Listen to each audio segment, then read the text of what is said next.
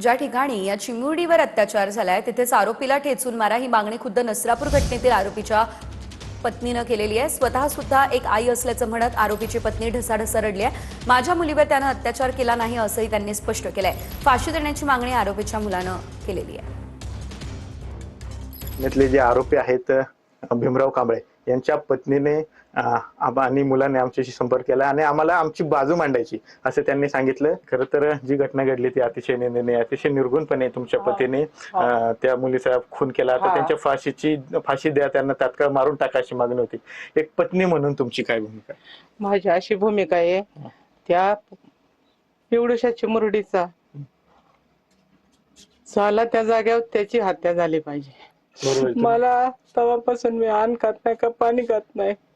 मला एवढं वाटतं त्रास, तर तिला काय वाटत असेल। माझी त्याची 10 वर्ष झाली मुलाखत नाही। महिलेवर केले होते, 65 वर्षे एका बालिकेवर केले होते। असं काय घडलं होतं का? तुम्हाला माहिती काय याबद्दल? हा, मी होते की नाही कसं म्हणू शकत नाही मी। ते आरोप तुम्हाला मान्य आहेत त्यांच्यावर झाले? हा, झालेले आरोप मान्य आहेत मला। झाले होते तेव्हा हे मुलगा पोटात होता माझ्या। त्यांनी स्वतःच्या मुलीला सुद्धा सोडलेलं नाहीये, असं काय घडलं होतं का? किंवा मुलींनी तुमच्याकडे तक्रार केली होती? कधीच नाही। मी स्वतःने केली असती त्याची तक्रार कोर्टामध्ये, माझ्या पोरींला असं झालं असतं तर मी गप्प बसले असते का? माझ्या घरातल्या पुरतं बोलते मी, हे मला बाकीचं माहिती नाही। मला 2च गुन्हे माहिती आहेत बाबा त्याचे। ते दोन्ही पण तुम्हाला मान्य ते केले होते? हा, केले होते। ती आमची सख्खी धोडी आहे।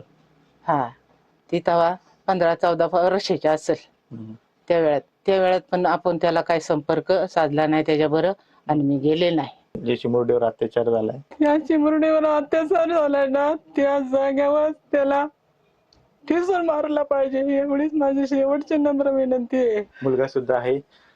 दादा, जे तुझ्या वडिलांवर आरोप झाले त्याबद्दल तुझं काय? आमची चुकी एवढीच आहे की तो आमचा बाप आहे, हीच आमची चुकी। दुसरी आमची काय चुकी नाही। हा जो गुन्हा घडलेला आहे त्या चिमुरडीवरती, हे आम्हाला कळल्याच्या नंतर मी तर इतका पॅनिक मध्ये गेलो, मला समजलंच नाही ना की करावं काय। माझ्या आई चक्कर येऊन पडली। त्याला फाशीची शिक्षा अशी लवकरात लवकर केली पाहिजे सरकारने, ठेचून मारला पाहिजे, लोकांच्या सामील केला पाहिजे याला। हा न्याय कुणाचाच नाही, न्याय सगळ्यांना समान मिळाला पाहिजे। न्याय व्यवस्थेवरचा लोकांचा विश्वास उठत चाललेला आहे। 2015 साली ज्यावेळेस हे कृत्य झालं होतं आमच्या चुलत बहिणीचं, त्यावेळेसच मला चांगली समज होती। त्यावेळेस मी 9वीत होतो।